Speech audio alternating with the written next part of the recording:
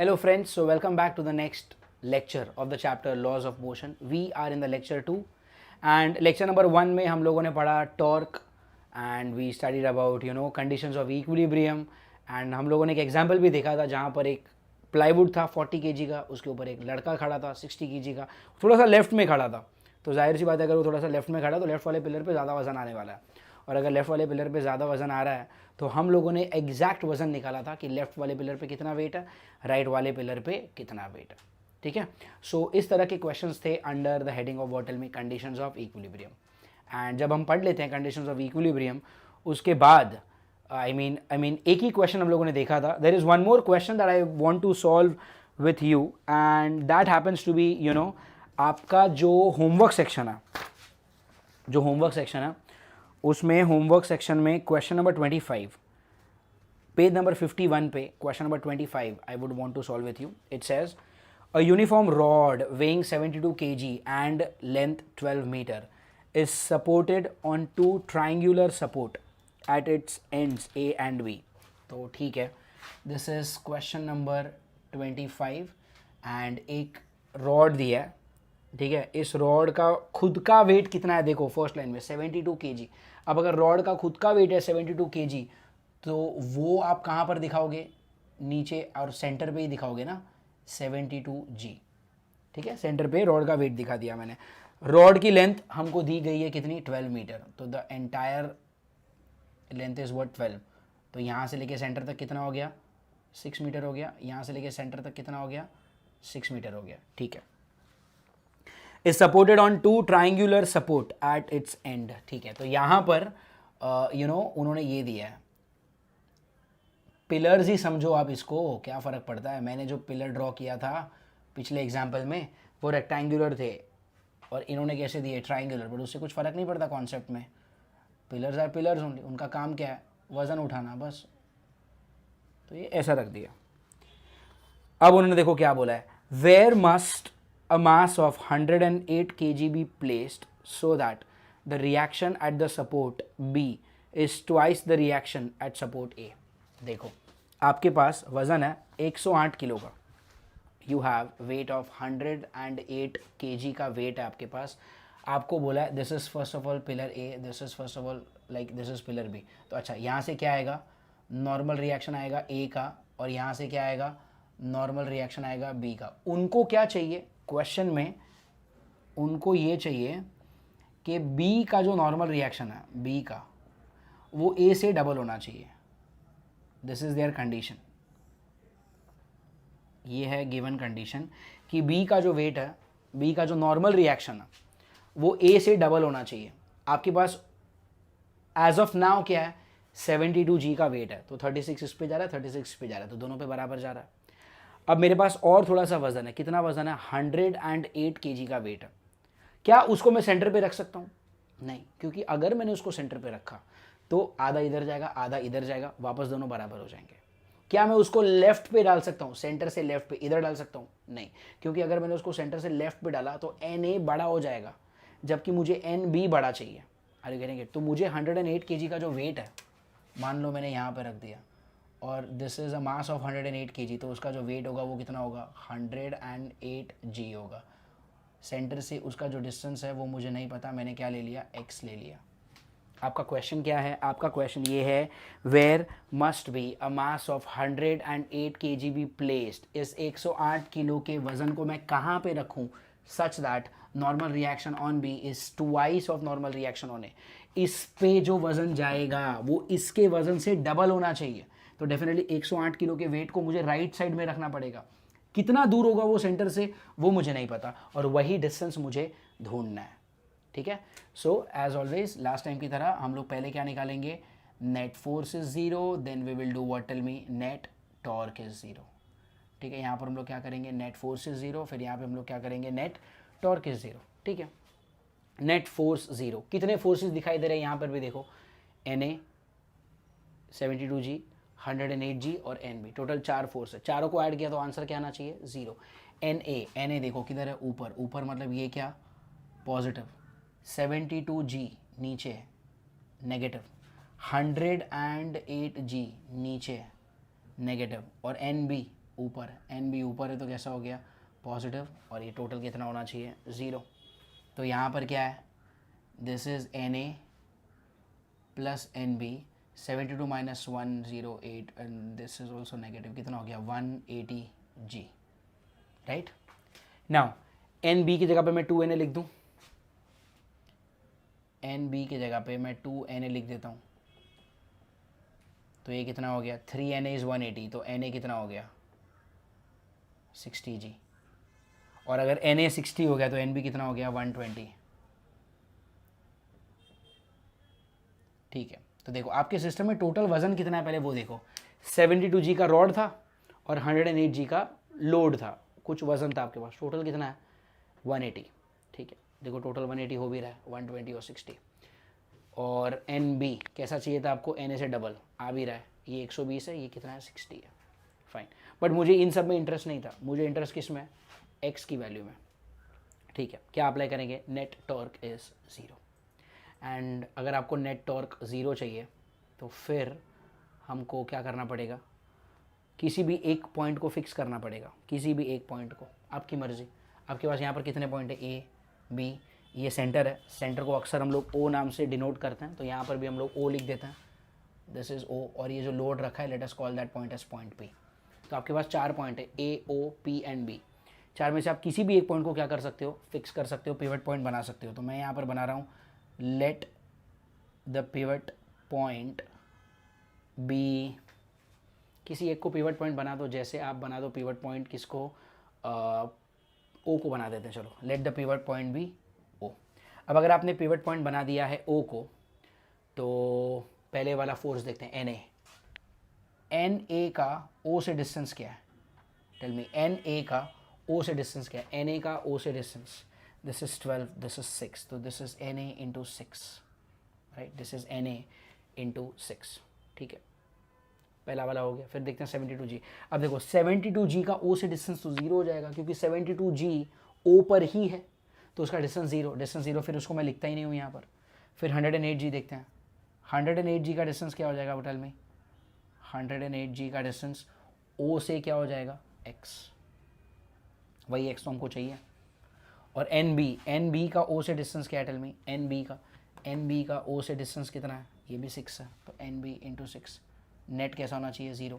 Sign convention डालना पड़ेगा, जो भी पॉजिटिव है वो, आई मीन जो भी क्लॉकवाइज है, क्लॉकवाइज सारे नेगेटिव, एंटी क्लॉकवाइज सारे पॉजिटिव। ठीक है, तो अब देखते हैं, चलो पहले देखते हैं एन ए, ओ से फिक्स करेंगे, ओ से फिक्स करेंगे एन ए क्लॉकवाइज, ओ से fix N A clockwise negative, O पे फिक्स 108 जी क्लॉकवाइज, देखो ना ओ पे फिक्स किया 108 क्लॉकवाइज, ये भी कैसा नेगेटिव, एन ए भी कैसा क्लॉकवाइज, 108 जी भी कैसा क्लॉकवाइज, एन बी ओ से फिक्स करो एन बी, ओ से फिक्स करो एन बी, ओ से फिक्स करो N B, anti clockwise positive is equal to 0। तो कितना हो रहा है फिर ये हो रहा है 6 N B minus 6 N A is equal to 108 G X, right. N B और एन ए की वैल्यू है अपने पास, एन बी कितना है 120, तो ये कितना हो जाएगा 120 इंटू 6, तो 720 जी, एन ए कितना है 60, तो 6 इंटू 60 कितना हो जाएगा 360 G is 108 G X, 720 minus 360 is 360 G, और यहाँ पे कितना है 100 जी टाइम्स एक्स, तो ये जी और ये जी पहले तो कैंसिल हो जाएगा, आपका एक्स कितना हो गया, एक्स हो गया 360 upon 108, 12 9s are 108, 12 into 3 is 36, and this is what, tell me, this is 3 10 times and this is 3 times, so x कितना हो रहा है 10 upon 3, 10 upon 3 मतलब क्या 3.33 meters from center। आपका जो लोड है 108 kg का, उसको कहाँ पे रखना है 3.333 मीटर फ्रॉम सेंटर से इतना दूर। अब यहाँ पर मैंने पिवट पॉइंट किसको लिया है, ओ को। क्या ज़रूरी है आप भी ओ को लेकर ही सॉल्व करें, नहीं। अगेन आई वुड एडवाइस नए नए आप ये चीज़ों को सीख रहे हो, जितना ज़्यादा प्रैक्टिस करोगे उतना ज़्यादा अच्छा होगा। मैंने ओ को पिवट पॉइंट लेके सॉल्व किया है, आप एक बार ए को, पी को, बी को लेकर सॉल्व करो, देखो आपका आंसर भी आ रहा है कि नहीं। नहीं आ रहा तो आप मुझसे फिर जूम में पूछ लेना, ठीक है। तो this was all you know about the different question. एक क्वेश्चन मैं आपको होमवर्क में देना चाहूँगा, आप लोग सॉल्व करेंगे एंड होपफुली आपसे वो क्वेश्चन हो जाएगा। Question number 35, it is on page number 52 in your theory notes.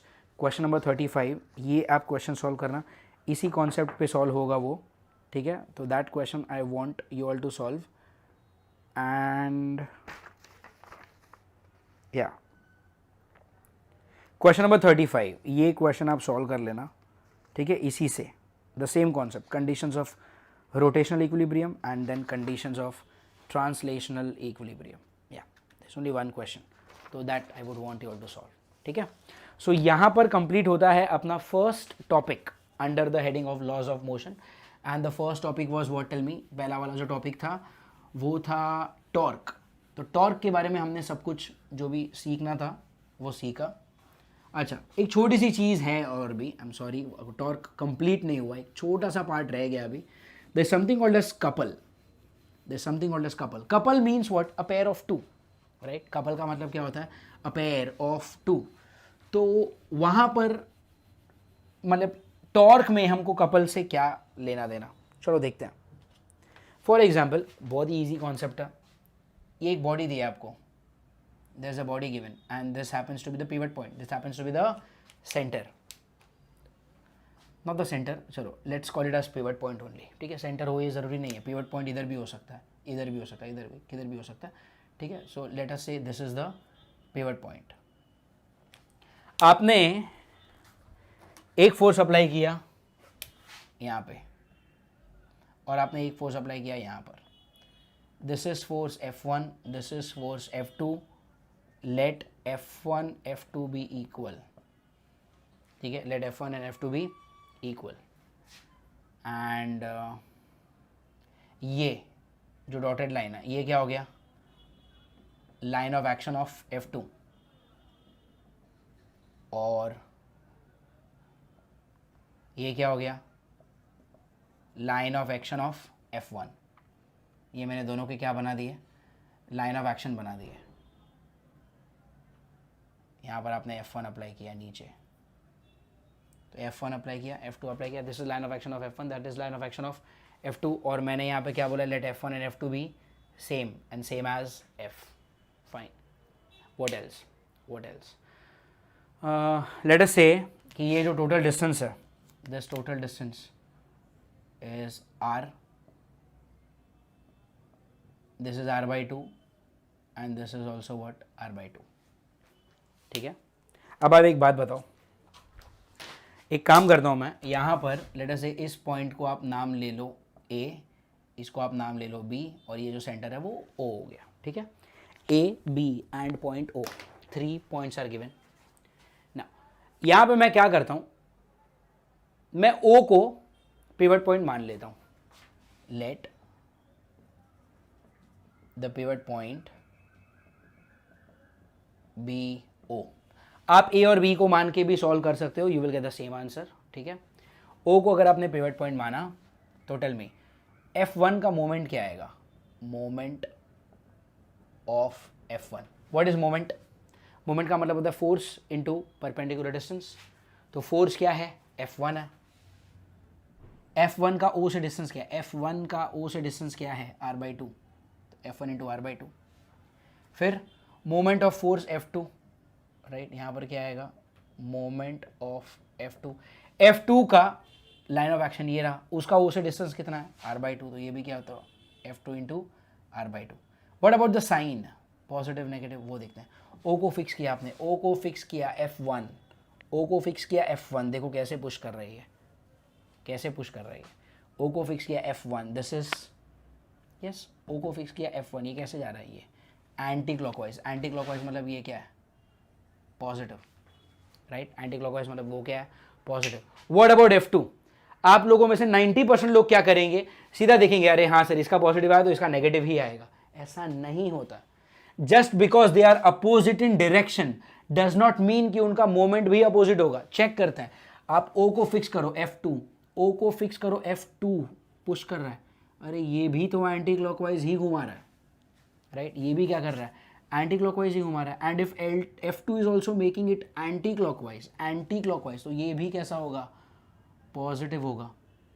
तो don't just look at the arrows of F1 and F2 and decide कि वो पॉजिटिव होगा या नेगेटिव होगा। आपको ट्राई करना है, O को फिक्स करो F1, O को फिक्स करो F1 कैसे घुमा रहा है, एंटी क्लॉकवाइज। O को फिक्स करो F2 कैसे घुमा रहा है, एंटी क्लॉकवाइज। तो दोनों फोर्सेस का डायरेक्शन अपोजिट होने के बाद भी दोनों का जो टॉर्क है वो सेम डायरेक्शन में, क्योंकि ये भी बॉडी को एंटी क्लॉकवाइज घुमा रहा है, ये भी बॉडी को एंटी क्लॉकवाइज घुमा रहा है। तो ये दोनों एक दूसरे को असिस्ट कर रहे हैं या अपोज कर रहे हैं, ये तो असिस्ट कर रहा है, ये अपोज तो कर ही नहीं रहा, राइट। ये भी एंटी क्लॉकवाइज घुमाना चाहता है, ये भी एंटी क्लॉकवाइज घुमाना चाहता है, तो दोनों मिलकर एंटी क्लॉकवाइज घुमाएंगे।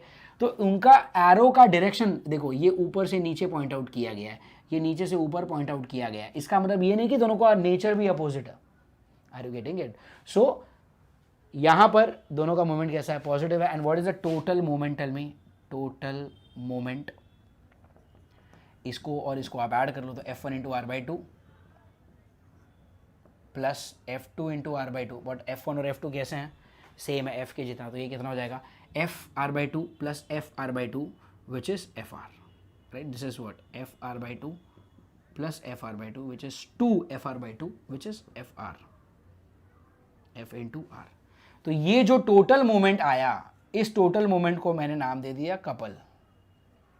इस टोटल मोमेंट को मैंने नाम क्या दे दिया, couple. Now what do I mean by couple? Couple का मतलब क्या होता है, ये जो भी चीजें घूम रही हैं वो दो फोर्सेस की वजह से घूम रही हैं, एंड दोनों forces are what, equal in magnitude, opposite in direction, and they are parallel to each other, right. Couple word कब यूज करोगे आप, जब आपके दोनों फोर्सेस कैसे हो, equal in magnitude, opposite in direction, right, equal in magnitude, opposite in direction and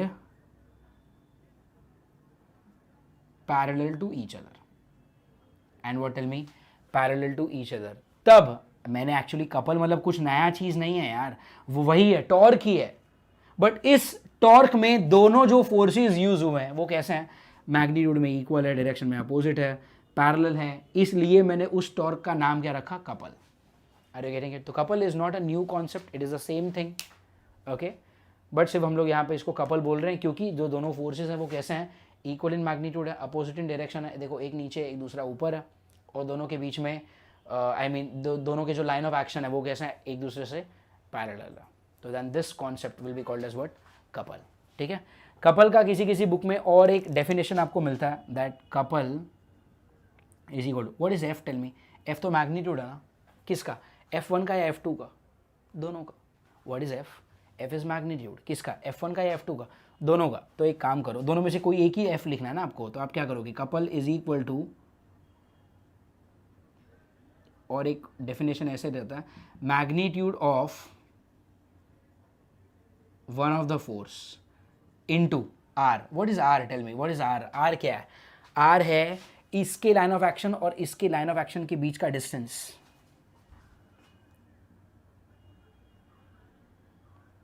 तो distance between their line of action. तो कई बुक्स में ऐसे भी डेफिनेशन लिखा रहता है, that couple is equal to what, tell me, magnitude of one of the force into distance between their line of action. ठीक है, तो ये हो गया concept of couple.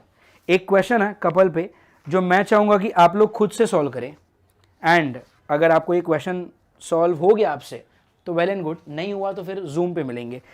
Question number 51, I am sorry, page number 51 पे question number 23, this is the concept of couple. और ये question मैं आपको दे रहा हूँ, क्वेश्चन नंबर 23, जो आपको खुद से ट्राई करना है, और आ गया तो अच्छी बात है, नहीं आया तो हम लोग जूम पे इसके डाउट्स डिस्कस करेंगे।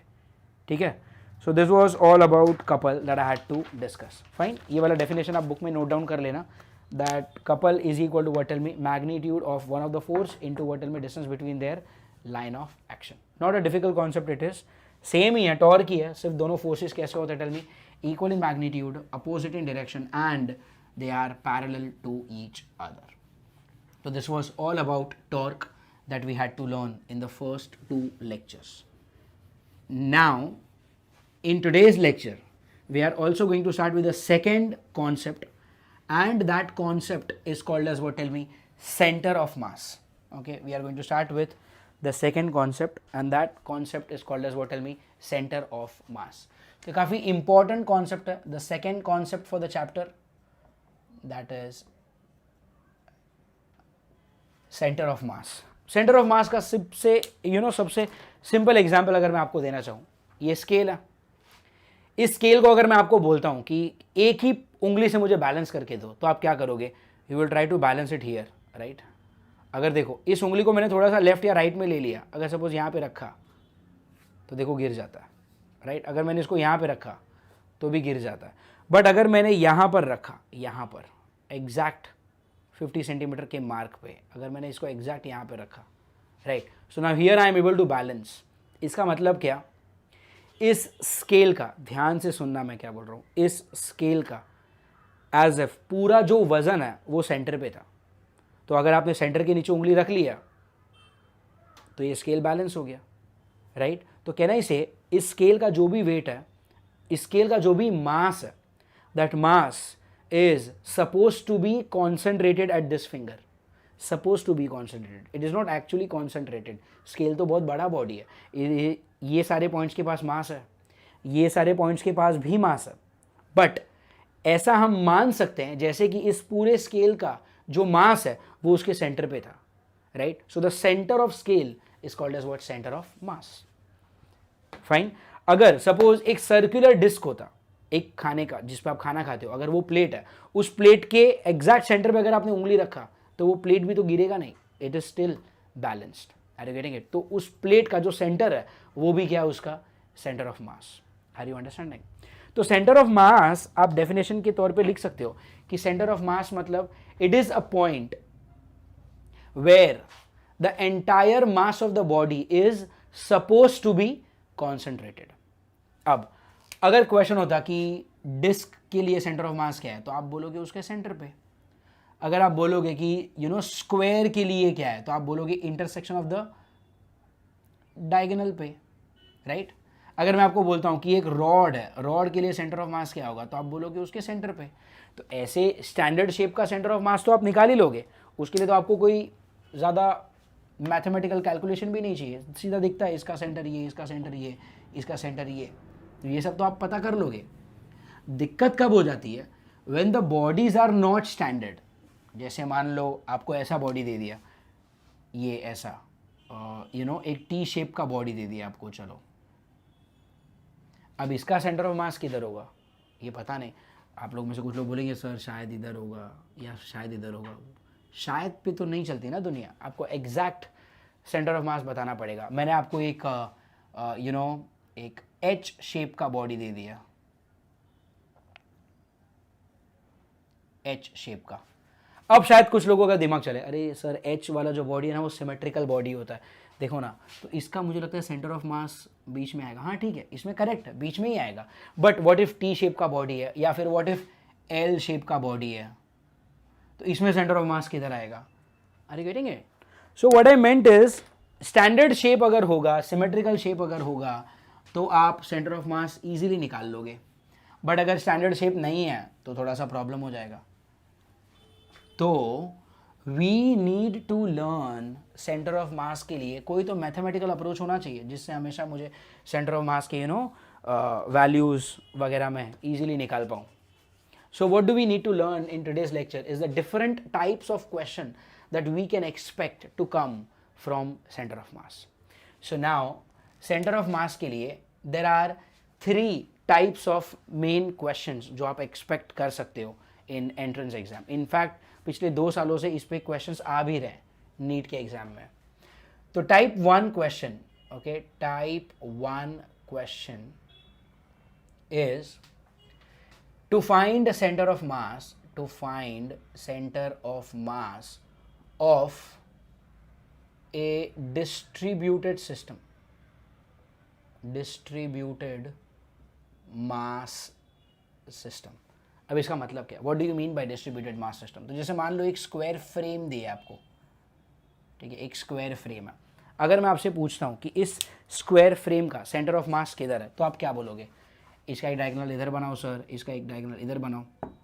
दोनों डायगोनल्स जिधर भी इंटरसेक्ट करेंगे वो उसका क्या होगा? सेंटर ऑफ मास होगा। Fine, fair enough.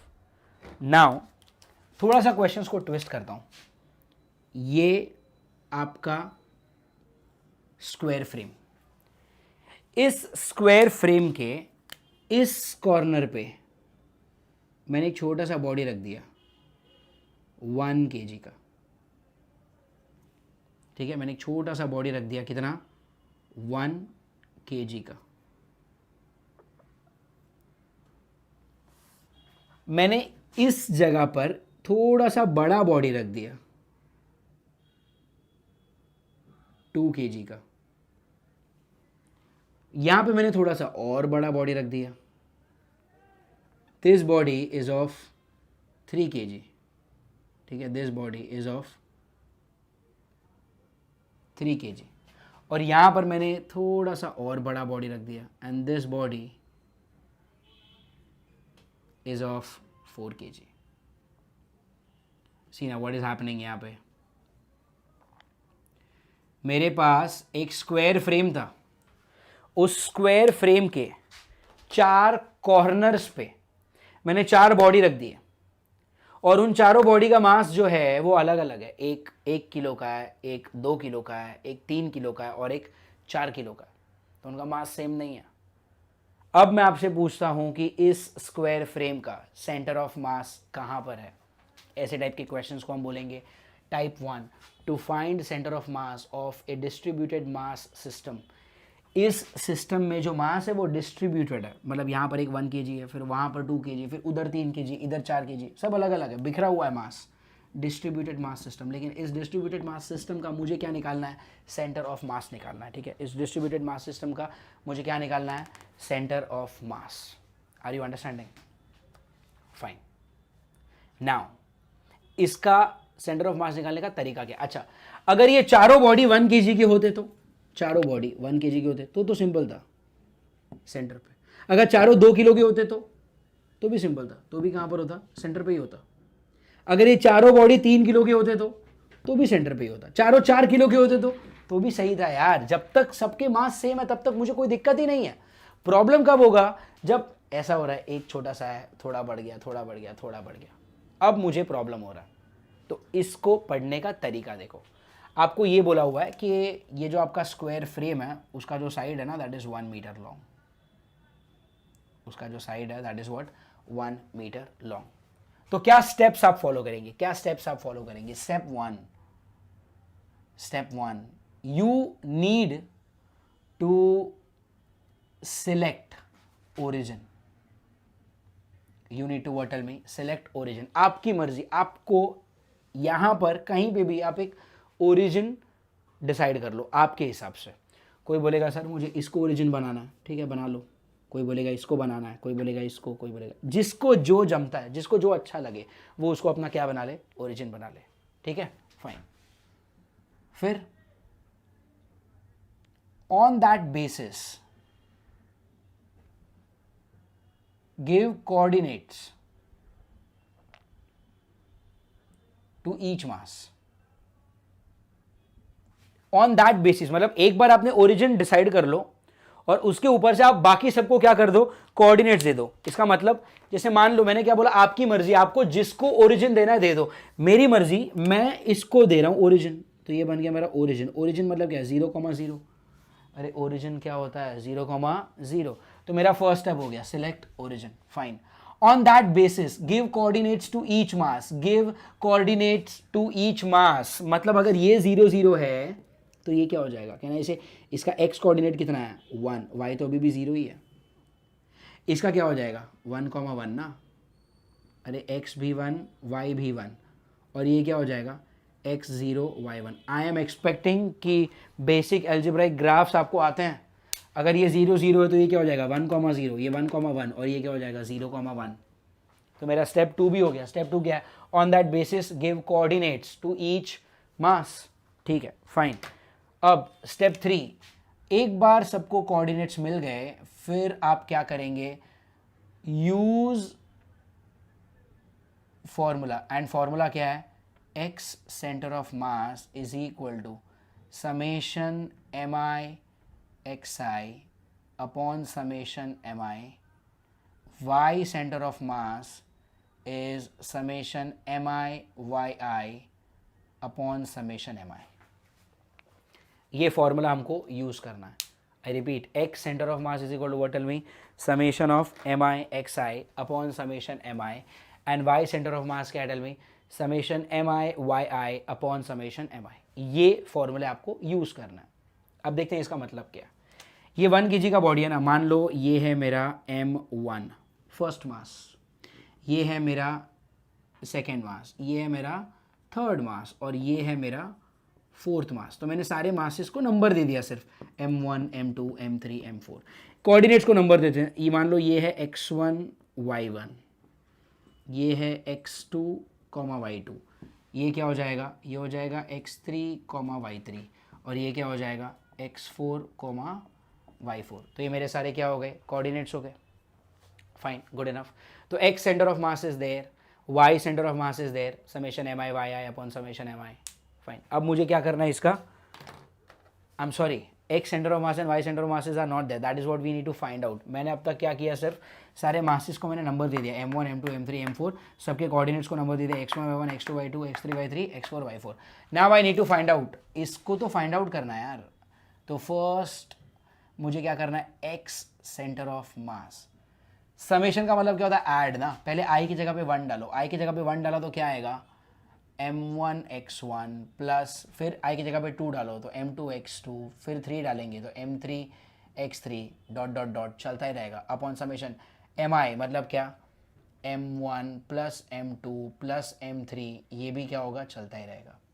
ठीक है, अब m1 x1, what is m1, m1 कितना है 1, और x1 मतलब क्या, उसका x कोऑर्डिनेट, इसका x कोऑर्डिनेट कितना है 0, प्लस m2 कितना है, m2 इज 2, x2 मतलब उसका x कोऑर्डिनेट कितना है 1, m3 इसका m3 कितना है 3, और x3 कितना है 1, और m4 कितना है 4, x4 कितना है 0, upon m1 plus m2 plus m3 plus m4 मतलब क्या, 1 plus 2 plus 3 plus 4, 1 plus 2 plus 3 plus 4।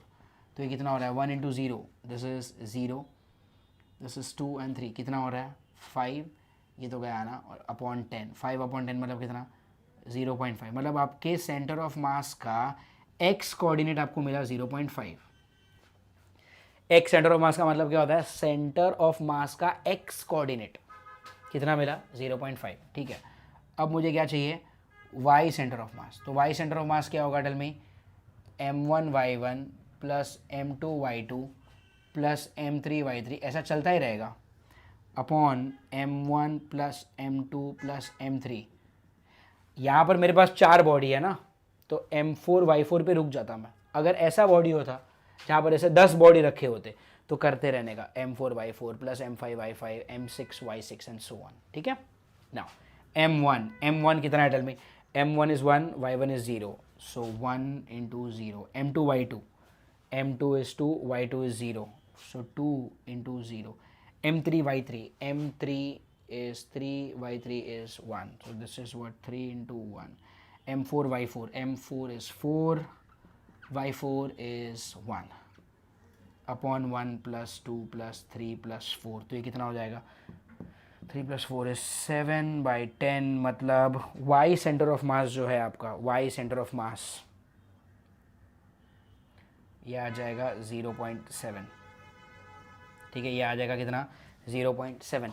अब देख लेते हैं, x सेंटर ऑफ मास मतलब सेंटर ऑफ मास का x coordinate is 0.5 and centre of mass का y कोऑर्डिनेट इज 0.7, मतलब 0.5 एंड 0.7 प्लॉट करो। अभी ये आपका ओरिजिन है, ये ओरिजिन है, और यहाँ पे तो 1 था, तो 0.5 किधर होगा, इधर होगा। तो ये आपने क्या प्लॉट किया, x coordinate of the centre of mass which is 0.5, और वाई कोऑर्डिनेट किधर है सेंटर ऑफ मास का, ये देखो ये 0 है, यहाँ पर 1 है वाई पे, तो ये उसका सेंटर हो जाएगा, सेंटर से थोड़ा ऊपर मतलब इधर, राइट, सेंटर से थोड़ा ऊपर मतलब इधर, तो ये क्या हो गया आपका, ये हो गया आपका वाई सेंटर ऑफ मास जो कि कितना है 0.7। और अगर मैंने वाई कोऑर्डिनेट को एक्स कोऑर्डिनेट से एक्सटेंड करके पॉइंट डिसाइड किया तो ये पॉइंट आएगा मेरा O, which is my centre of mass, जिसका कोऑर्डिनेट क्या है 0.5, 0.7। So this is how you can find out the centre of mass of such questions, जहाँ पर आपको they have given you 4 bodies और चारों बॉडी का मासेस अलग अलग है, लेकिन आपने सेंटर ऑफ मास फिर भी निकाल लिया। आप एक चीज़ नोटिस करो, सेंटर ऑफ मास जो है ना वो वर्टिकल एक्सिस के सेंटर पे ही है, ये देखो ना, ये 0 है ये 1 है, 0 और 1 का सेंटर होता है 0.5 और 0 और 1 के सेंटर पे आया, ऐसा क्यों? क्योंकि देखो अगर सपोज मैंने ये सेंटर ले लिया, राइट में देखो वज़न कितना है 3 किलो और 2 किलो 5 किलो, लेफ्ट में देखो वज़न कितना है 4 किलो और 1 किलो 5 किलो, मतलब क्या ऑन वाई एक्सिस अगर आप इस बॉडी को आधा आधा इमेजिन करते हो तो इधर भी 5 किलो वज़न है, इधर भी 5 किलो वज़न है, तो इधर भी 5 इधर भी 5, तो फिर उधर सेंटर पे ही आएगा ना, इसके लिए आंसर 0.5 आया। लेकिन अगर आप इस एक्सिस पे देखते हो, एक्स एक्सिस पे ऊपर कितना वज़न है 4 और 3, ऊपर है 7 किलो, नीचे कितना है, नीचे 1 और 2, नीचे खाली कितना 3 किलो, तो ऊपर 7 किलो नीचे 3 किलो, तो ऊपर हैवी है ना, ऊपर हैवी, इसके लिए सेंटर ऑफ मास ऊपर गया, आधे से ऊपर। Are you understanding this? So remember this thing that for a distributed mass system आपको ये वाले फॉर्मूले यूज़ करना है, x centre of mass is this, y centre of mass is this, ठीक है।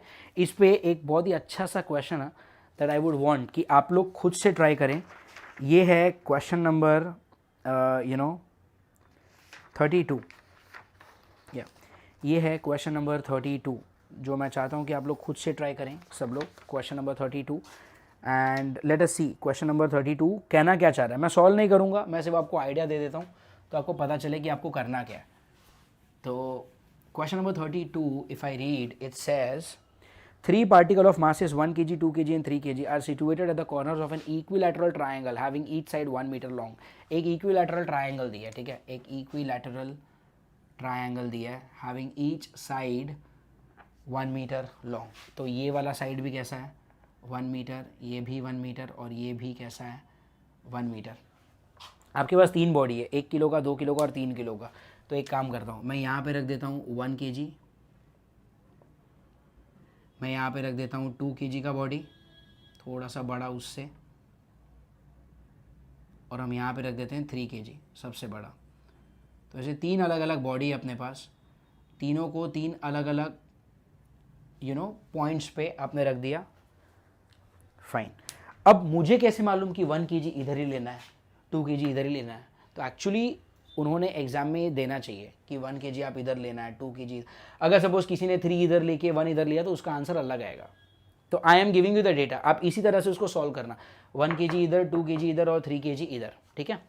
देन आपको बोला find the position of centre of mass of the system taking 1 corner as the origin and 1 side along the x axis, ठीक है।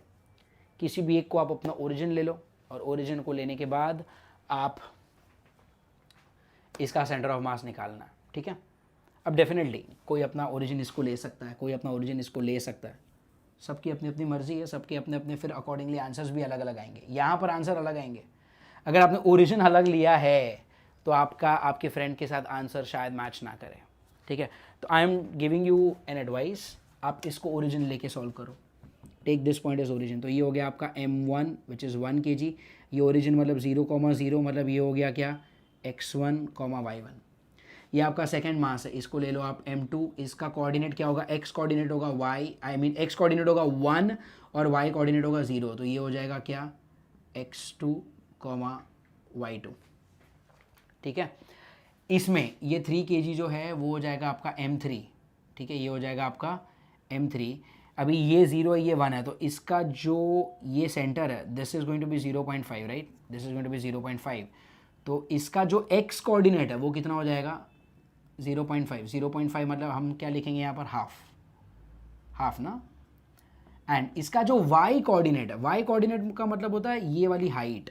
अब ये वाली height 1 नहीं है, स्टूडेंट्स यहीं पर गलती करते हैं, वो लिखते हैं कि ये 1 है ये भी 1 है, ऐसा नहीं है भाई, ये 1 है, ये तो हाफ ही है ना, तो ये आप पाइथागोरस से निकालोगे। अरे ये 1 है, ये हाफ है, ये राइट एंगल ट्राइंगल है, तो ये पाइथागोरस से निकालो, ये पाइथागोरस से निकालो, वो वाला वैल्यू इधर डालो, वो वाला वैल्यू इधर डालने के बाद you will apply what formula, M I X I upon M I will give you centre of mass का X coordinate, M I Y I upon M I will give you centre of mass का Y coordinate, and then you solve. फिर शायद आपका answer match कर जाएगा उसके साथ, ठीक है। If you still don't get the answer then talk to me about it in the Zoom lecture, we will discuss this, ठीक है।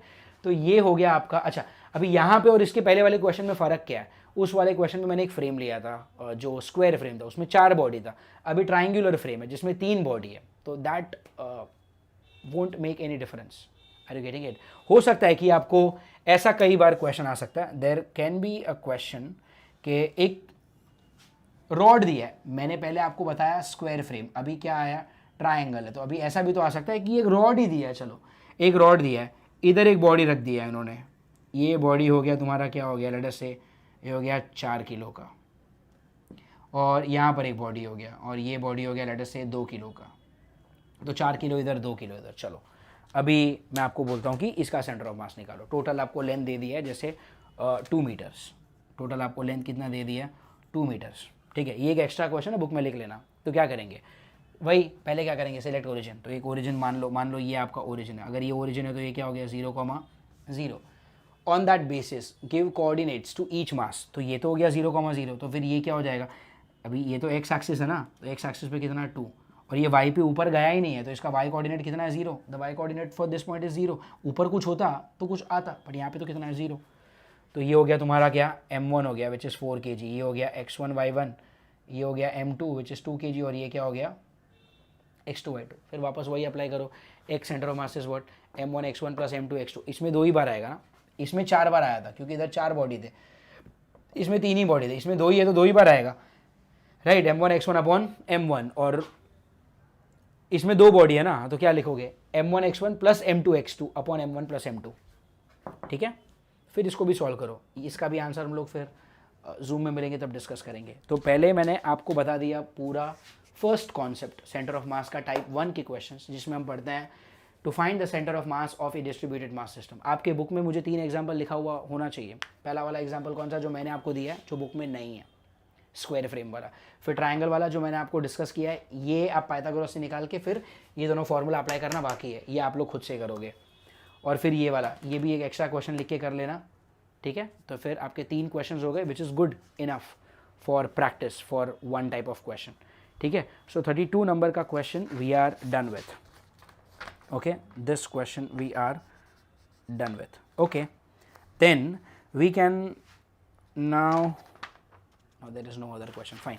फिर एक अगले टाइप के क्वेश्चंस पे मूव करते हैं, ठीक है। एक अगले टाइप के क्वेश्चन पे मूव करते हैं, तो उसका आप टाइप लिखना type 2, okay, start writing in your notebook, write down type 2, to find center of mass, to find center of mass of, okay, to find center of mass of a continuous mass system, to find the center of mass of a continuous mass system. What do you mean by continuous mass system?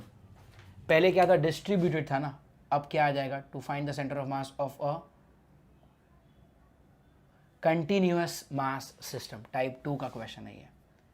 इसमें आपको एक, चलो एक simple सा question देता हूं मैं, fine, here is the question. एक आपको एल शेप का रॉड दिया है,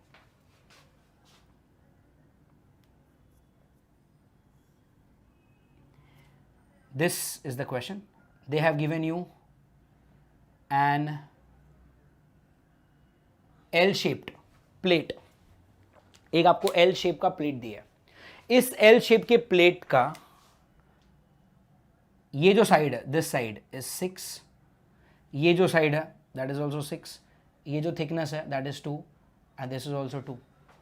आपको बोला इसका सेंटर ऑफ मास निकालो। पहले तो ये डिसाइड करो कि प्रीवियस क्वेश्चन और इस क्वेश्चन में आपको डिफरेंस समझ में आ रहा है क्या।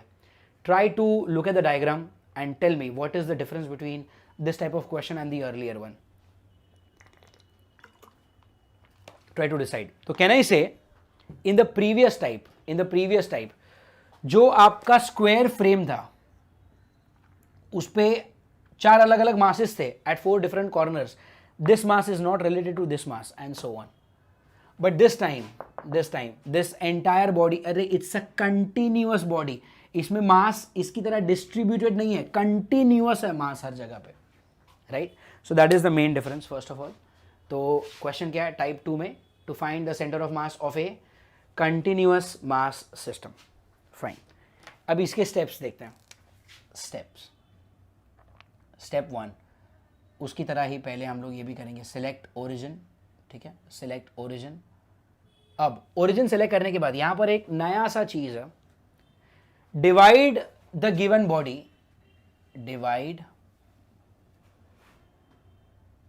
the given body into smaller bodies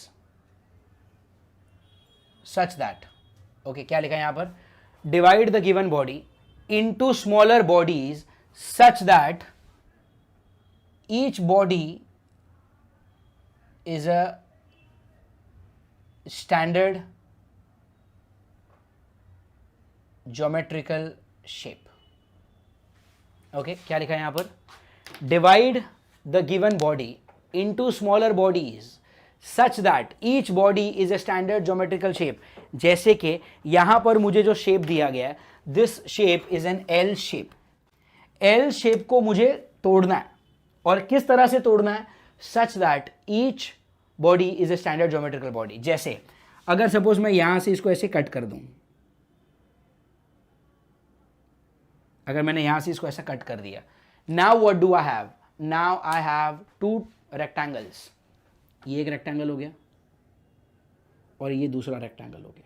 ये पहला रेक्टेंगल, ये दूसरा रेक्टेंगल. आई रिपीट, ये एक रेक्टेंगल हो गया, ये 2 रेक्टेंगल हो गया. और ये दोनों ही रेक्टेंगल्स कैसे हैं, they are standard geometrical shape. Both the rectangles are standard geometrical shape. ये देखो, ये भी और ये भी, दोनों ही रेक्टेंगल्स कैसे हैं, they are standard geometrical shape, right. ना कोई बोलेगा फिर सर 2 में ही क्यों डिवाइड किया, 3 में भी तो कर सकते थे. हाँ, तो कर सकते हो ना. फिर ये एक बॉडी हो जाएगा, ये दूसरा बॉडी हो जाएगा, तीसरा बॉडी हो जाएगा. That is also absolutely fine. You can divide this into 3 number of shapes also, you can. ठीक है. अब स्टेप 3 क्या है, स्टेप 3 क्या है, स्टेप 3 में आपको करना है formula use formula. Which formula, x centre of mass is summation AIXI upon summation AI and y center of mass is equal to summation AIYI upon summation AI. Okay, x center of mass is equal to what, summation AIXI upon summation AI and y center of mass is equal to summation AIYI upon summation AI. So that is what we need to use. अब देखते हैं यहाँ पर क्या करेंगे. तो पहला अपना स्टेप क्या था, सिलेक्ट ओरिजिन. ठीक है, तो मान लो मैंने इसको ओरिजिन ले लिया. अब अगर ये ओरिजिन है, अगर ये ओरिजिन है तो ये क्या हो जाएगा, 0,0. Fine. Now divide the given body into smaller body such that every body is a standard geometrical shape. मैंने यहाँ पर इसको ऐसे डिवाइड किया था. आप बोल रहे हो कि सर इसको ऐसे भी तो डिवाइड कर सकते हैं, कर सकते हो, बट डोंट यू थिंक जितने ज़्यादा, अभी यहाँ पे कितने बॉडी हो गए, 1 2 3 बॉडी हो गए, तो आपको ये 3 बार करना पड़ेगा. A1x1 plus A2x2 plus A3x3, 3 बार. तो उससे अच्छा क्यों ना इसको यहाँ से निकाल दिया जाए. ओके, क्यों ना इसको यहाँ से निकाल दिया जाए and let us have only 2 bodies. तो अच्छा ना, 2 ही बार से सॉल्व करेंगे A2x2 तक. समझ में आ रहा है. जितने ज़्यादा बॉडी में डिवाइड करोगे उतना ज़्यादा तुमको सॉल्व भी तो करना पड़ेगा, वो भी तो दिक्कत है. तो ठीक है, इसको डिवाइड कर लेते हैं, इसको ऐसे डिवाइड कर लेते हैं. ठीक है, तो ये एक बॉडी हो गया, ये एक बॉडी हो गया. फाइन. अब आपको करना क्या है, उस फॉर्मूला को यूज़ करने से पहले एक और स्टेप था that I should have written. I am sorry, this is step 4. Step 3 लिख लेना यहाँ पर. स्टेप 3 क्या है, step 3 is mark center of mass of each smaller body. Third step क्या है, mark centre of mass of each smaller body. जैसे ये एक छोटा बॉडी हो गया, इसका सेंटर ऑफ मास क्या होगा, ये होगा, राइट। कैसे मालूम पड़ेगा, अरे इट्स अ रेक्टेंगल, तो इसका ये डायगोनल आपस में यहीं पर मिलेंगे, तो ये क्या हो जाएगा, सेंटर ऑफ मास। इसका ये डायगोनल आपस में यहीं पर मिलेंगे, तो ये हो जाएगा centre of mass. Do you understand this? तो ये वाला पॉइंट और ये वाला पॉइंट, ये क्या हो गए, उसके सेंटर ऑफ मास हो गए। ये वाला पॉइंट और ये वाला पॉइंट उसके क्या हो गए, सेंटर ऑफ मास हो गए। तो यहाँ पे क्या लिखा है, mark centre of mass of each smaller body. Don't just mark, give the coordinates also. कैसे कैसे सोचो, पहले एक्स कोऑर्डिनेट की बात करते हैं। इस प्लेट का थिकनेस क्या है, 2, तो सेंटर ऑफ मास तो उसके आधे पे है ना, तो ये कितना होगा, 1, तो इसका एक्स कोऑर्डिनेट कितना हो गया, 1, राइट। इसी प्लेट का हाइट क्या है, 6, तो ये तो उसके आधे पे, तो ये कितना हो जाएगा, 3। Are you understanding? तो पहले मैंने क्या किया, एल शेप की प्लेट को छोटे छोटे बॉडी में तोड़ दिया, इसको ऐसे काट दिया। आप बोलते तो ऐसे भी काट सकता था, आप बोलते हो तो मैं दोनों जगह से भी कट कर सकता हूँ। दोनों जगह पे कट किया तो 1 2 3 बॉडी हो जाएगा, कैलकुलेशन बढ़ जाएगा। तो मैंने सिर्फ यहीं पे काटा। हाँ, अगर आपको ऐसा चाहिए कि सर इसको इधर से मत ही काटो, यहाँ से काटो, तो भी आप कर सकते हो। That you can do on your own, you will get the same answer, don't worry. ठीक है, एज ऑफ नाउ मैं इसको यहाँ से सॉल्व कर रहा हूँ। फिर मैंने क्या किया, ये जो छोटे छोटे बॉडीज़ आए, उस छोटे छोटे बॉडीज़ का मैंने क्या किया, सेंटर ऑफ मास सेलेक्ट किया। तो उनका सेंटर ऑफ मास आएगा ये और ये, तो ये कितना आ रहा है, 1,3। इसकी बात करते हैं। चलो टेल मी वन थिंग, ये जो प्लेट है ये, अच्छा ये पूरा कितना था, 6, तो सिर्फ ये प्लेट कितना हो गया, 4 हो गया। तो ये तो 4 के भी आधे पर है, तो ये कितना हो जाएगा, 2। लेकिन यहाँ पे 2 लिखो मत, क्यों, क्योंकि ये मैं कोऑर्डिनेट लिख रहा हूँ। Coordinate is written always with respect to origin. I repeat, ये पूरा 6 है ना, तो ये 6 मतलब क्या, ये कितना हो गया, 2, ये पीछे वाला कितना हो गया, 4, राइट। ये पूरा 6 था, तो ये हो गया 2, ये हो गया 4। अच्छा ये अभी 4 के आधे पे है, तो ये कितना हो गया, 2। बट आपको डिस्टेंस थोड़ी लिखना है यहाँ से, आपको तो कोऑर्डिनेट लिखना है। तो इस पॉइंट का कोऑर्डिनेट क्या हो गया, ये 2 और ये 2। आई होप आपको समझ में आ रहा है। इस पॉइंट का जो कोऑर्डिनेट होगा वो तो 4 होगा ना, गेटिंग इट? तो the coordinate is not 2, the coordinate is 4। ये 4 है तो उसका आधा 2, बट कोऑर्डिनेट तो यहाँ से लिखा जाएगा। तो ये 2 और ये 2 कितना हो जाएगा, 4। और वाई कोऑर्डिनेट कितना, आई मीन ये 2 है, तो 2 का आधा कितना हो जाएगा, 1। तो ये हो जाएगा 4,1। ये क्या हो जाएगा, 4,1। आई होप आपको ये समझ में आया हो। ठीक है, सो मैंने क्या किया, मेरे गिवन प्लेट को मैंने छोटे छोटे प्लेट्स में ब्रेक कर दिया, और छोटे छोटे प्लेट्स में ब्रेक करने के बाद मैंने सबके सेंटर ऑफ मास मार्क किए, उसके कोऑर्डिनेट्स लिखे। फाइन, इस प्लेट को नंबर दे, इसको प्लेट को बोल देता हूँ मैं फर्स्ट प्लेट, इसको मैं बोलता हूँ मेरा second plate.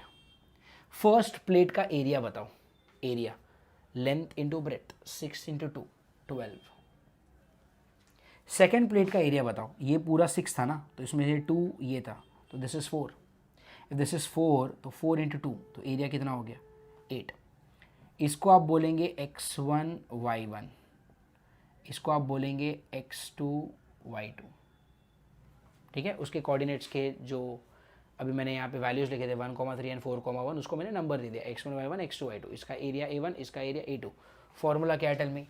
x centre of mass is equal to क्या, समेशन ai ना। समेशन ai मतलब क्या, a1 x1 plus a2 x2 upon a1 plus a2।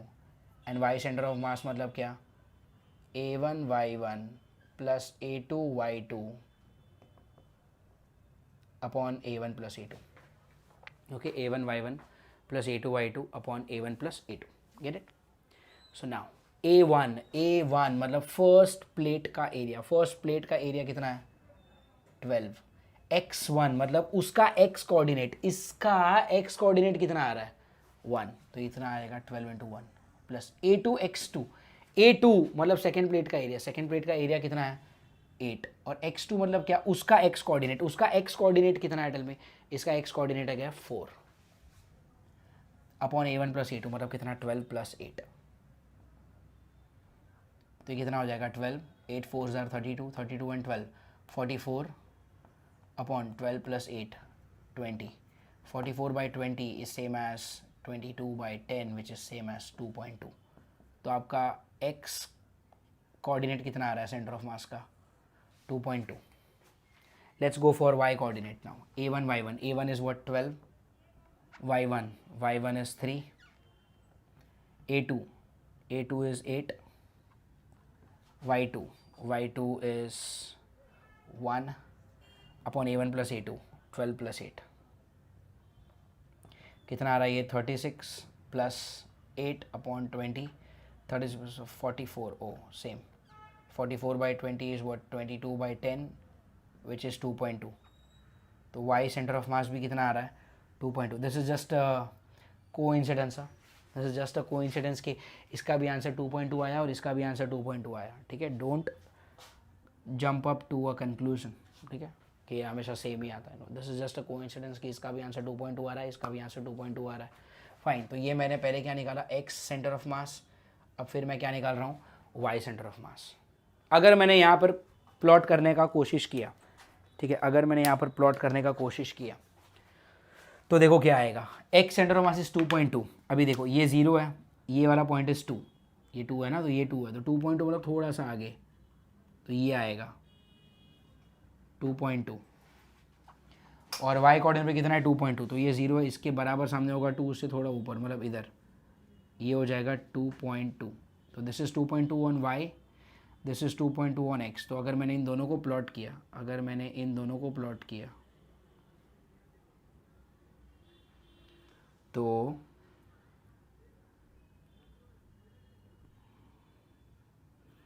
यहाँ तक आएगा, राइट। इन दोनों को प्लॉट किया तो ये इधर तक आएगा, तो ये हो जाएगा आपका centre of mass which is 2.2, 2.2। And एक चीज़ नोटिस करो, अब आपका सेंटर ऑफ मास किधर आ रहा है, बॉडी के बाहर। एक चीज़ आप नोटिस करो, अब आपका सेंटर ऑफ मास किधर आ रहा है, बॉडी के बाहर। तो इसका मतलब क्या होता है, इसका मतलब ये होता है, make a note, center of mass need not be a part of your body, it can also be out of the body.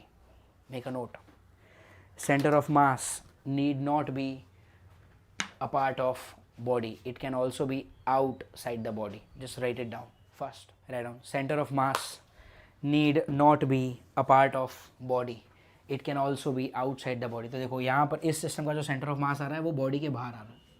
अभी बच्चों लोग में मतलब स्टूडेंट्स में ये डाउट आता रहता है कि सर अगर सेंटर ऑफ मास बॉडी के बाहर है तो मैं बॉडी के बाहर से बॉडी को बैलेंस कैसे करूँगा।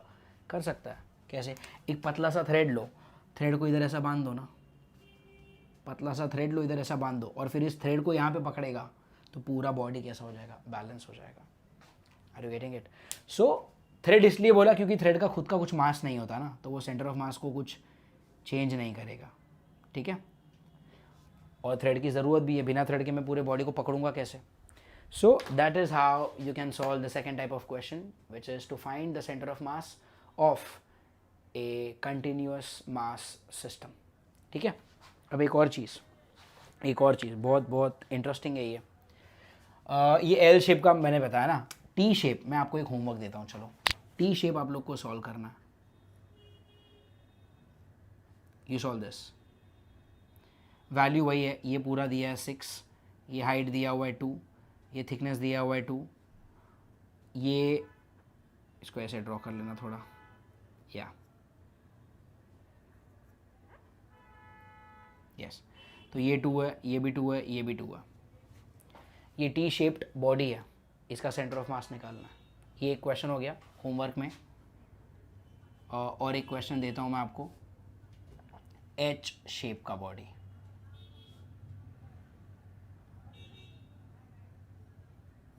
it's an H-shaped body.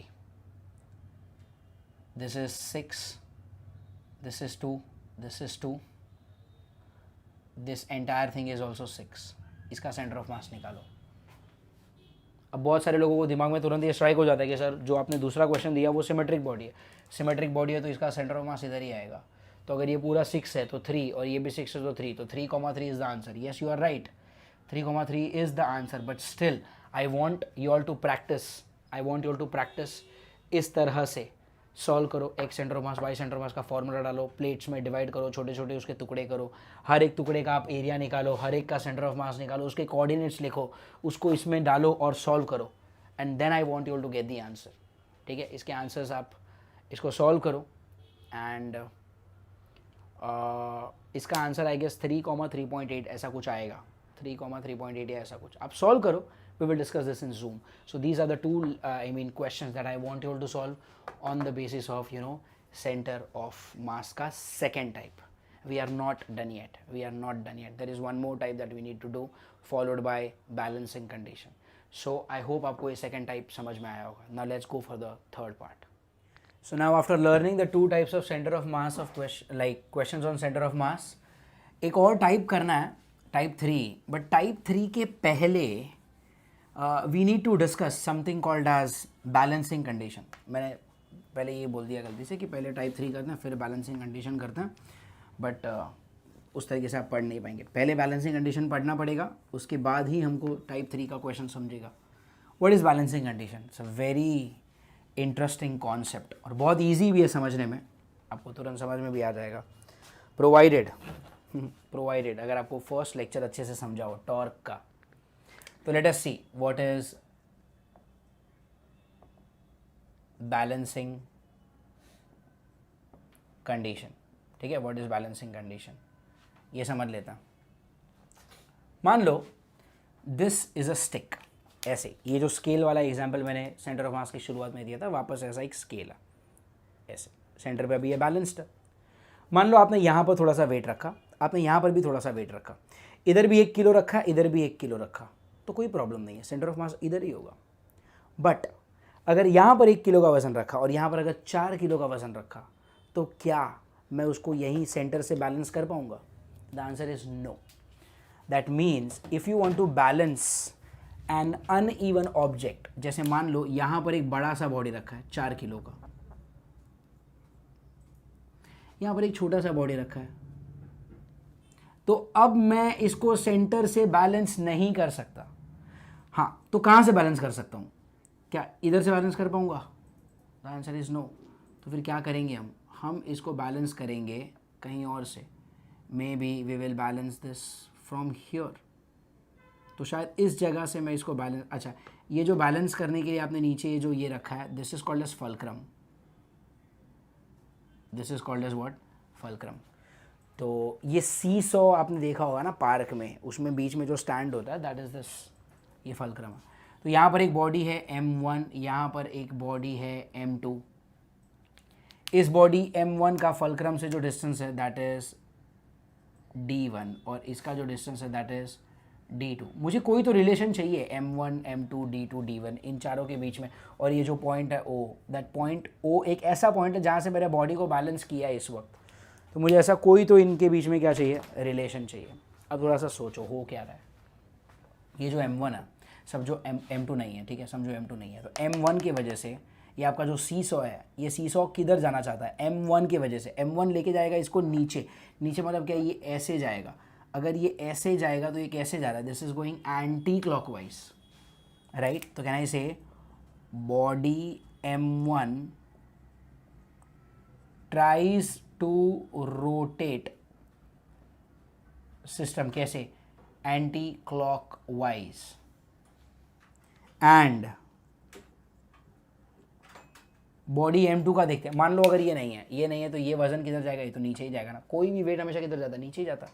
तो अगर ये नीचे जा रहा है तो ये कैसे घूमेगा? ऐसे. और ये कैसा हो गया? ये हो गया क्लॉकवाइज. तो कहने से body m2 tries to rotate the system clockwise.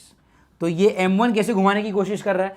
Anti clockwise. m2 कैसे घुमाने की कोशिश कर रहा है? क्लॉकवाइज. ठीक है, तो अगर वो घुमाने की कोशिश कर रहा है तो इसका जो मोमेंट आएगा, ठीक है, मोमेंट मतलब टॉर्क, तो moment of m1, what is moment of m1? Tell me. m1 का मोमेंट क्या होता है? Force into distance. तो m1 का फोर्स क्या है? उसका वेट m1g इनटू उसका जो डिस्टेंस है. डिस्टेंस कितना है? Distance is d1. ठीक है। और ये कैसा है, एंटी क्लॉकवाइज, एंटी क्लॉकवाइज मतलब ये कैसा है, पॉजिटिव, ठीक है।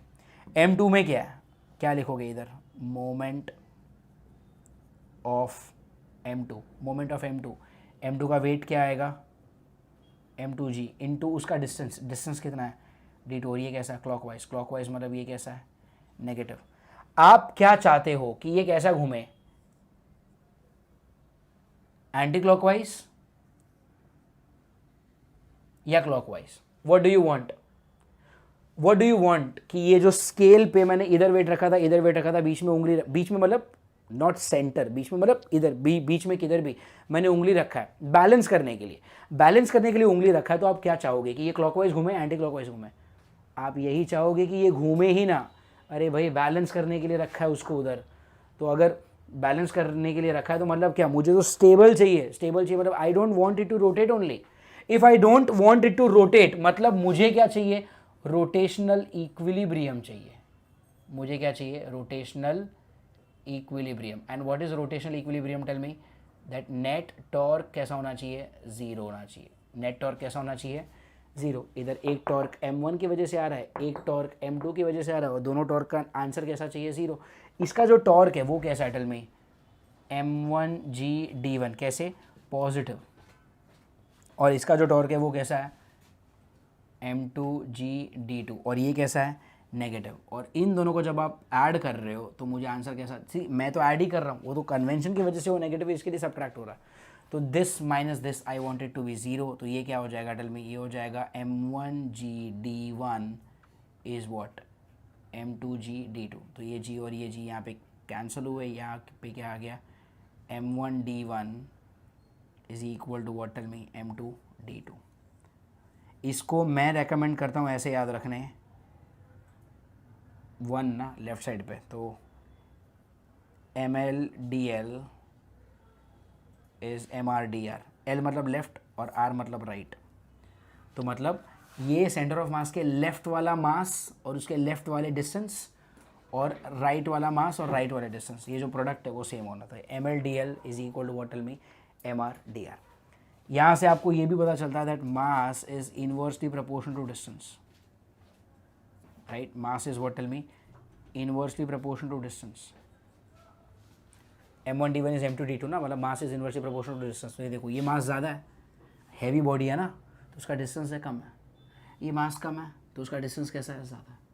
तो जो हल्का बॉडी होगा वो सेंटर ऑफ मास से दूर होता है, और जो हैवी बॉडी होता है वो सेंटर ऑफ मास के पास होता है। तो याद रखना, M1d1 is M2d2, mass is inversely proportional to distance, और यहाँ से हम लोग इसको ऐसे याद रखेंगे, MLDL is equal to MRDR, mass on the left, distance on the left is equal to mass on the right, distance on the right, ठीक है। So that is what I would recommend you all to remember this as. एंड इस balancing conditions पे हमारे पास कुछ अच्छे questions हैं जो मैं चाहूँगा हम सॉल्व करें यहाँ पर, जैसे कि we can solve question number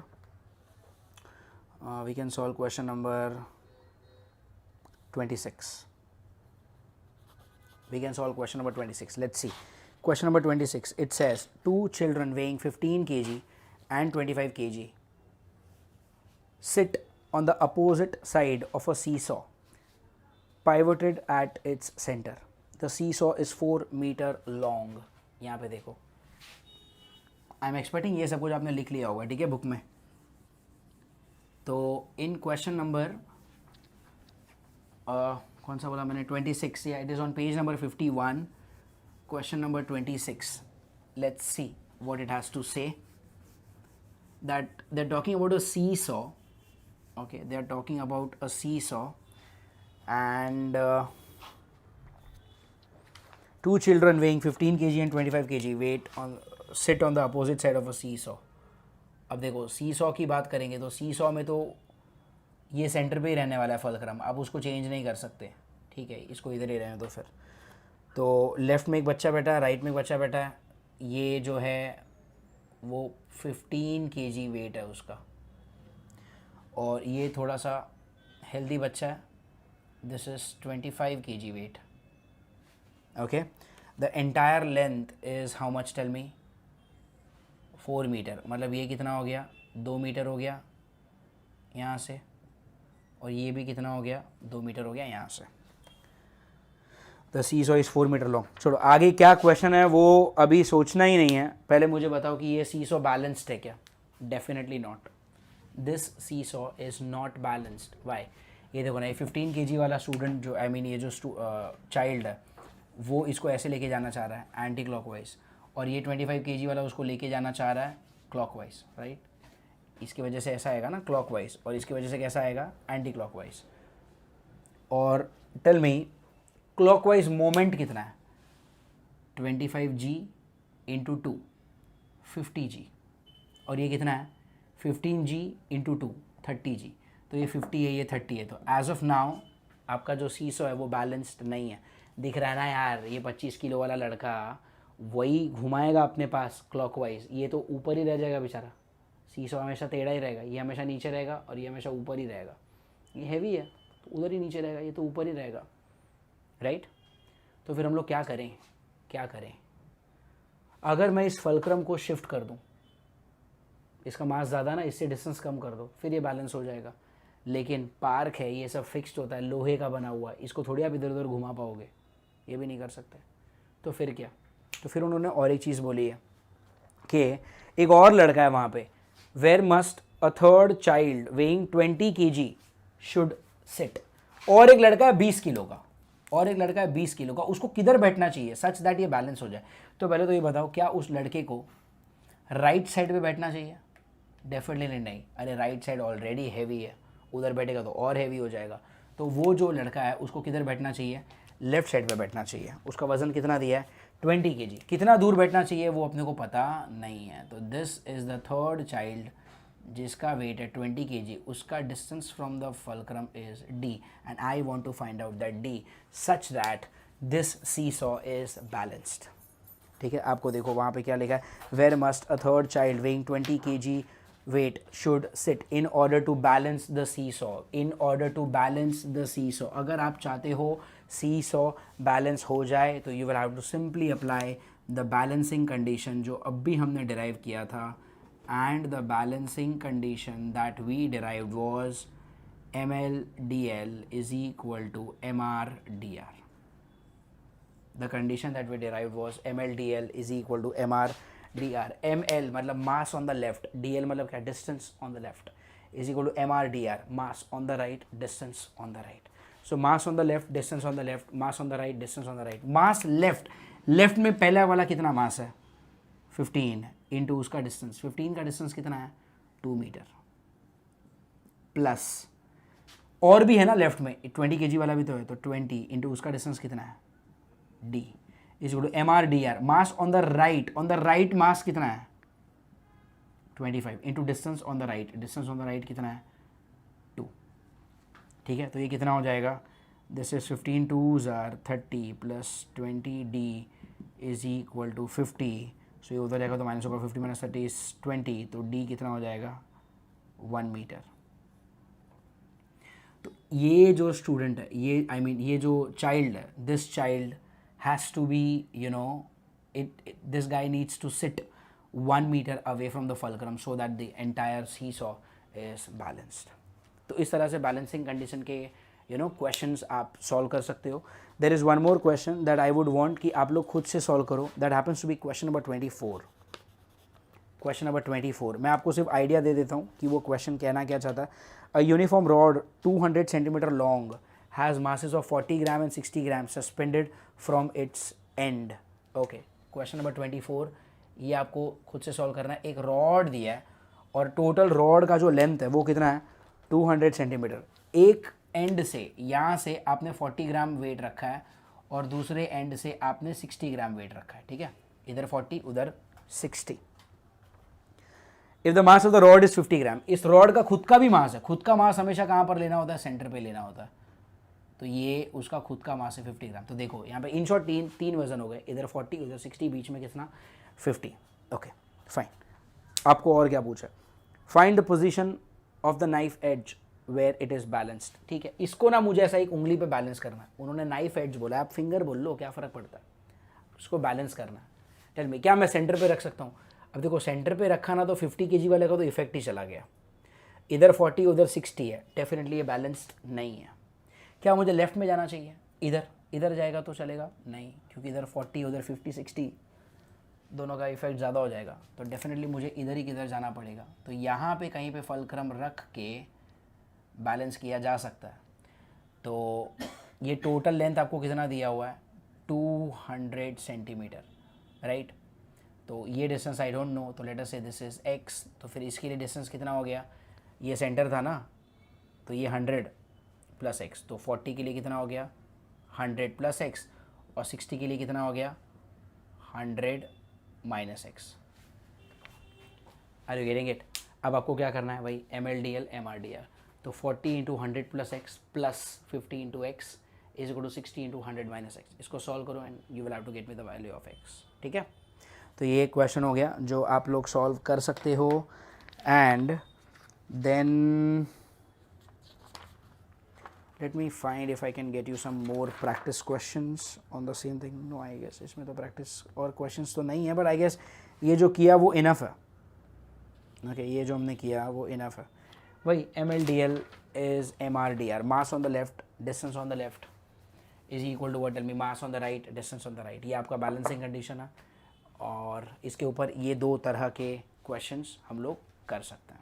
ठीक है, so this is the question that I want you all to solve as homework. So now let's go for the final type of the questions of center of mass, that is type 3 questions. और इस question में what happens is a part of body is removed from the entire body. Okay, एक पूरे body से एक छोटा सा part निकाल लेते हैं। जैसे फॉर एग्जाम्पल से it's a plate given to you, ठीक है, एक ऐसा डिस्क है, disc, it's a disc given to you, या तो यहाँ पर ऐसा आपको एक डिस्क दिया हुआ है, इस डिस्क का सेंटर है ये, इस डिस्क का सेंटर है ये, एंड इसका रेडियस है r। It's a disc given to you and इस डिस्क का सेंटर है ये, इसका रेडियस है r। और इसके अंदर, जैसे मान लो अभी यहाँ पे मैं आपसे पूछता हूँ कि इसका सेंटर ऑफ मास किधर है, तो आप क्या बोलोगे, भाई डिस्क है, it's a standard geometrical body, इसका जो सेंटर ऑफ मास होगा वो यहीं पर होगा। फाइन, लेकिन ऐसा क्वेश्चन नहीं है। द क्वेश्चन सेज कि इसमें से मैं एक छोटा सा डिस्क को कट करके निकाल लेता हूँ। जैसे फॉर एग्जांपल यहाँ पे ऐसा ऐसा हो गया, एक छोटा सा डिस्क उन्होंने कट करके निकाल लिया।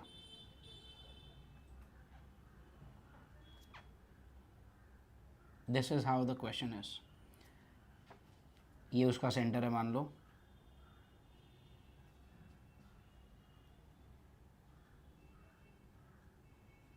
ये, तो इस बड़े डिस्क के अंदर से एक छोटा डिस्क मैंने काट के निकाल दिया, तो अभी बचा कितना सा part, the remaining part is this.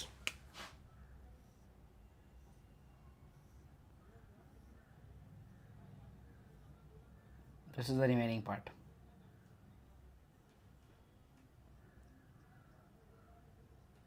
Okay,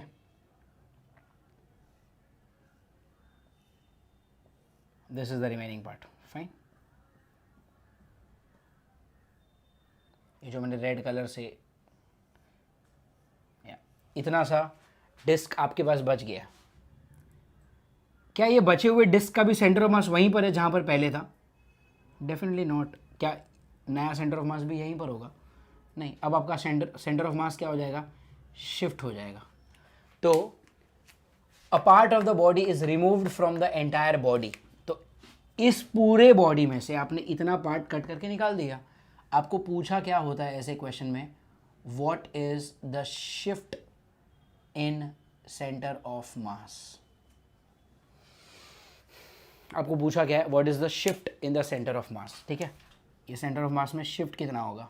this is the body which is remaining, the red coloured part that you see, ये वो पार्ट है जो बच गया है, बाकी आपने इतना सा कट करके निकाल दिया। ठीक है, ओके। इस तरह के क्वेश्चंस को सॉल्व करने का मेथड देखो। अभी हमने बैलेंसिंग कंडीशन पढ़ा था। बैलेंसिंग कंडीशन क्या था tell me? It was m1d1 is equal to m2d2, right. क्या मैं मास को लिख सकता हूँ वॉल्यूम इंटू डेंसिटी? तो यहाँ पर क्या हो जाएगा, volume into density times d1 is equal to volume into density times d2, right. Density क्या होता है? Density is mass upon volume ना। तो मैं मास को क्या लिख सकता हूँ? Volume into density, right. अब यहाँ पे डेंसिटी तो कैंसिल हो जाएगा, तो एक नया फॉर्मूला क्या बना, v1d1 इज v2d2। और वॉल्यूम मतलब क्या होता है? वॉल्यूम मतलब क्या, एरिया इंटू हाइट या फिर एरिया इंटू लेंथ, आपका जो भी मर्जी है। मैं हाइट ले रहा हूँ, तो यहाँ पर मैं वॉल्यूम को लिख सकता हूँ area into height into d1, और यहाँ पर क्या आएगा, area into height into d2। तो ये h और ये h भी कट हो गया, तो यहाँ पे क्या आ जाएगा, a1d1 is equal to a2d2।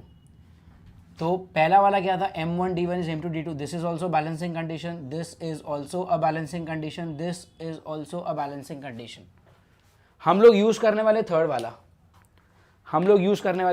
Third वाला मतलब क्या, यहाँ पर सी इट्स अ डिस्क ना, डिस्क का एरिया होता है, तो एरिया है, जिसके लिए मैं थर्ड वाला यूज करूँगा। क्या यूज करूँगा मैं, a1d1 इज a2d2, मैं ये वाला यूज करने वाला हूँ, a1d1 is equal to a2d2।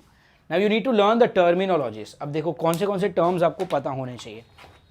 What is this, tell me, ये पार्ट क्या है? I call it as O, okay, I call it as O. And what is O? कौन सी चीज क्या है वो जानना बहुत जरूरी है। What is O? O is the original centre of mass. O क्या है? O is the original centre of mass. Originally centre of mass यहां पर था, इस डिस्क को कट करके निकाल दिया ना, उसके पहले, उसको कट करके निकाल दिया उसके पहले सेंटर ऑफ मास यहां पर था। So O is the original centre of mass. अब अगर आपने इतना सा पार्ट अगर कट करके निकाल दिया है, तो आपका सेंटर ऑफ मास शिफ्ट हो जाएगा। किस तरफ शिफ्ट होगा tell me? Will it shift on the left और द राइट? डेफिनेटली वो लेफ्ट में शिफ्ट होगा। अरे राइट साइड से मास कम हो गया ना, राइट साइड से अगर मास कम हो गया तो वो लेफ्ट में शिफ्ट होगा, और लेफ्ट में शिफ्ट हुआ, मान लो यहाँ पर आया, तो दिस इज ओ डैश। तो what is O dash? O dash is the new centre of mass, ठीक है। तो ओ क्या है tell me? O is the original centre of mass, O dash is the new centre of mass. अच्छा, what is this? What is this? I call it as O double dash. What is O double dash? O double dash is the center of mass of removed part. तो देखो भाई यहां पर अभी अब 3 centre of मास हो गए। एक क्या है? Original centre of mass. Originally आपका बॉडी पूरा था, कंप्लीट डिस्क, तो उसका सेंटर ऑफ मास था O, ठीक है। उसका सेंटर ऑफ मास क्या था? O। फिर O डैश क्या है? O dash is the new centre of मास। इसको कट करके निकाल दिया तो लेफ्ट में शिफ्ट हो जाएगा ना सेंटर ऑफ मास। देखो आपने बॉडी राइट से कट करके निकाला तो सेंटर ऑफ मास शिफ्ट होगा लेफ्ट में। अगर ये मैंने लेफ्ट से निकाला होता ना तो राइट में शिफ्ट होता सेंटर ऑफ मास। अगर मैंने ऊपर से कट करके निकाला होता तो सेंटर ऑफ मास नीचे शिफ्ट होता। अगर मैंने नीचे से कट करके निकाला होता तो सेंटर ऑफ मास ऊपर शिफ्ट होता। Are you getting me? So O is what? Original centre of mass. O dash is new centre of mass. O double dash is centre of mass of the removed part. जो हिस्सा आपने cut करके निकाल दिया उसका centre of मास मैंने क्या लिया है? ओ डबल डैश, ठीक है। अब यहां पर what is a1d1 is equal to a2d2। a1 मतलब area of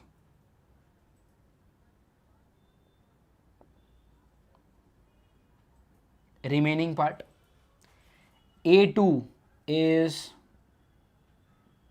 area of removed part।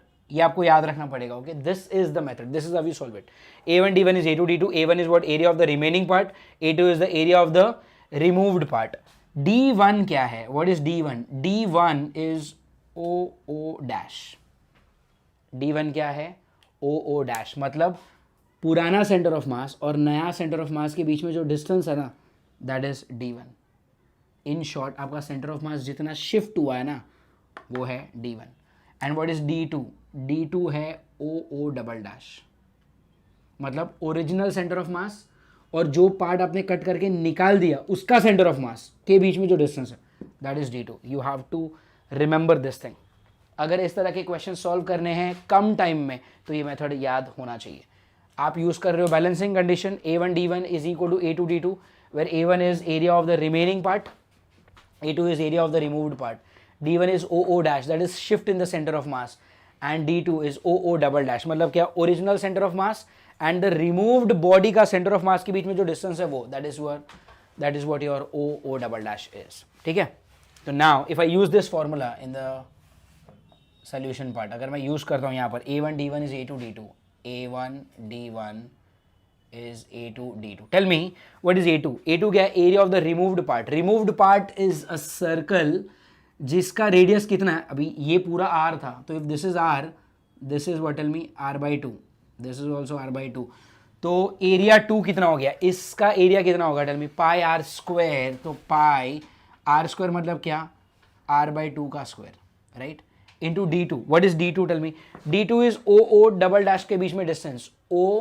O double dash के बीच का जो डिस्टेंस है that is what? Tell me r by 2. a1 मतलब क्या है? a1 is area of the remaining part. Remaining part का area कैसे निकालेंगे? Tell me. यहां पर मैं एक्स्ट्रा में करता हूं. a1 is area of the remaining part. ये जो रेड कलर से मैंने हाईलाइट किया है उस डिस्क का मुझे एरिया चाहिए. कैसे निकालोगे? अब पूरे डिस्क का एरिया निकालो और उसमें से ये वाला पार्ट माइनस कर दो. तो पूरे डिस्क का एरिया क्या हो जाएगा? Tell me. पूरे डिस्क का एरिया हो जाएगा पाई आर स्क्वायर माइनस जो आपने कट करके निकाल दिया उसका एरिया कितना होगा? पाई आर बाई 2 का square. So then this is what? Tell me pi are square minus pi are square by 4. तो this is going to be what? 3 pi are square by 4. तो ये हो जाएगा आपका a1. ठीक है. तो a1 कितना हो गया? 3 pi are square by 4 into d1. d1 क्या है? d1 is oo dash. oo dash मतलब क्या? ये ना, ये डिस्टेंस, यही तो है आपका shift in the centre of mass. तो यही तो चाहिए मुझे. तो ठीक है, d1 is something that I want to find out. तो फिर यहाँ पे d1 कितना हो जाएगा? This is going to be what? Tell me pi, this is r square by 4 into r by 2. और ये चीज़ जाएगा डिनोमीटर में तो कितना हो जाएगा? 3 pi r square by 4. What all things get cut here? r square by 4, R square by 4 cancel होगा. ये पाई इस पाई के साथ कट होगा. ऊपर एक बचेगा r बाई 2, नीचे बचेगा 3. तो ये हो जाएगा r बाई 6. ये कितना हो जाएगा? r by 6. So what is the shift in the centre of mass? r by 6. So whatever is the radius of the entire disc upon 6 will give the shift in the centre of mass. तो याद रखो, एक बड़े disc के अंदर से जब आप एक छोटा डिस्क कट करके निकाल दोगे तो कितना सेंटर ऑफ मास शिफ्ट होता है? r by 6. Remember this is a shortcut, but एक चीज़ याद रखो, every shortcut comes with a condition. अगर आपको r बाई 6 का शॉर्टकट याद रखना है और यूज़ करना है तो उसके लिए कंडीशन है. ये सिर्फ आप तब और तब यूज़ कर पाओगे जब आपका जो कट किया हुआ पार्ट है ना, ये कट किया हुआ पार्ट, उसका जो रेडियस है वो पूरे डिस्क के रेडियस से आधा होना चाहिए. Like if this is r, then cut करके जो निकाला that has to be r by 2. Then only you can apply this shortcut r by 6, otherwise you can not. Are you getting it? जैसे, अच्छा ये तो एक शॉर्टकट हो गया r बाई 6 वाला जो आपको याद रखना है. But there is an another question. Look at question number 33 in your notes. ठीक है, look at question number 33 in your notes. On page number 52 it is. On page number 52 it is. What does it say? It says from a circular disc of radius 7 centimeter. From a circular disc. Okay, this is question number 33. From a circular disc of radius 7 centimeter. तो एक circular disc है जिसका radius क्या दिया आपको? 7 centimeter. A circular disc of diameter 7 centimeter is cut off such that edges of the disc pass through the circumference and the center of the main disc. यहाँ से आपने एक और डिस्क को कट करके निकाला सच दैट. अच्छा, सबसे पहले ये जो कट करके निकाल दिया आपने, इसके एडजेस जो है वो सरकमफरेंस से और सेंटर से पास हो रहा है, ऐसा उन्होंने बोला है. एंड इस डिस्क का जो डायमीटर है वो भी आपको दिया हुआ है कितना? 7 सेंटीमीटर. तो अगर डायमीटर 7 सेंटीमीटर है मतलब रेडियस कितना हो गया? ये रेडियस हो गया 3.5. तो डोंट यू थिंक ये वाला जो क्वेश्चन है वो इसी को तो सेटिस्फाई कर रहा है, राइट? पूरे का रेडियस, यहाँ पर इस पूरे का रेडियस कितना था? r. जो आपने कट करके निकाल दिया उसका रेडियस कितना था? r by 2. तो जब आप r से r बाई 2 कट करके निकालोगे तो आपका आंसर कितना आएगा? r by 6 is the shift in the centre of mass. इस क्वेश्चन में उन्होंने आपसे क्या पूछा है? Find the position of the centre of mass of the remaining disc, मतलब कितना सा शिफ्ट हुआ है, तो यहाँ पर शिफ्ट कितना हो गया, टेल मी। ये तो r/6 को सेटिस्फाई करेगा ना, r मतलब 7/6, is that the answer? Yes, 7/6। तो इस क्वेश्चन को आपको सॉल्व करना ही नहीं पड़ा अगर आपको r/6 याद है तो, it will be solve with in seconds.